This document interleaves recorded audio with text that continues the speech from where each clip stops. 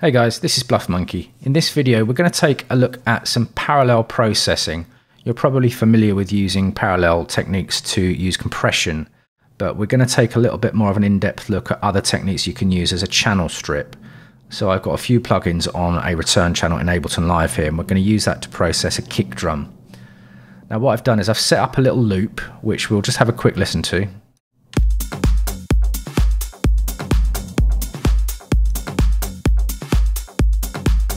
Let's go through these elements one at a time. I've got kick 2. This is just a default preset I've used, and I've shortened the amp section a little bit so it's not such a long kick. It works better for this demonstration. So let's solo these one at a time. Okay, so it's a good sounding kick. Then I've used a couple of loops.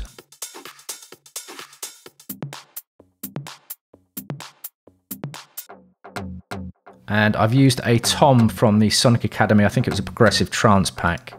And I've put some, progressive toms. I've put some ping pong delay on it, compressed that a little bit, and then taken the bottom and top end out so it doesn't interfere with the other elements in the mix too much. Okay, so what I've done is I've set up a return channel here, and I've put a compressor, first of all, so I'm compressing the incoming signal. Then I've used Trash 2, and I've just picked one of the presets, which was, I think it was like a saturation distortion preset. And then we've moved on to EQ 8. I'm using the stock Ableton EQ. And I've ramped up the bottom end a massive amount. So this is just so that you can hear what it's doing fairly easily. And I've taken the bottom end out, the top end out as well. Then I've thrown a limiter on the end, just in case we've got any peaks coming through. But to stop that happening in the first place, you might have noticed I've taken the output on the compressor down, and I've taken the output on the EQ down as well. I've set that to -12 dB, so that when we put the send level up on the source channel, we're not getting a massively increased volume level, tricking us into thinking it just sounds better. So let's. And I've also set these settings quite drastically so that it really does have an effect on the sound. Because in reality, you'd probably want to do this to a fairly subtle level, but we want to hear it for this demonstration video.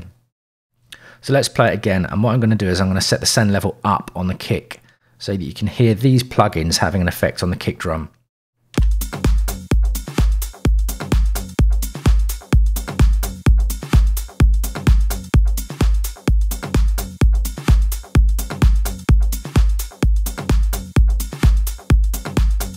So it's not massively increasing the volume of the kick, but what it is doing is adding a little bit of saturation. It's adding quite a lot more body to the kick, and it is increasing the volume just a slight amount. So let's hear that in solo as well.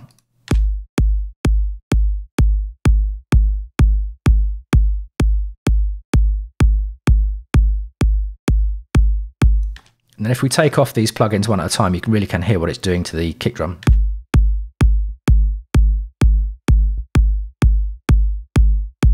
So the compressor's tightening up the tail. Trash is adding a bit of saturation to the body of the kick, which you can hear if I switch it off. And then of course the EQ is going to be adding quite a bit of sculpting to the kick as well. Let's just hear that if I switch it off. We might have to do that in isolation because we've got some processing going on beforehand.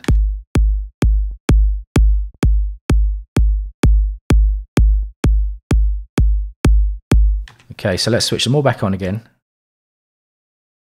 and hear what it's doing again. Actually, let's put the rest on.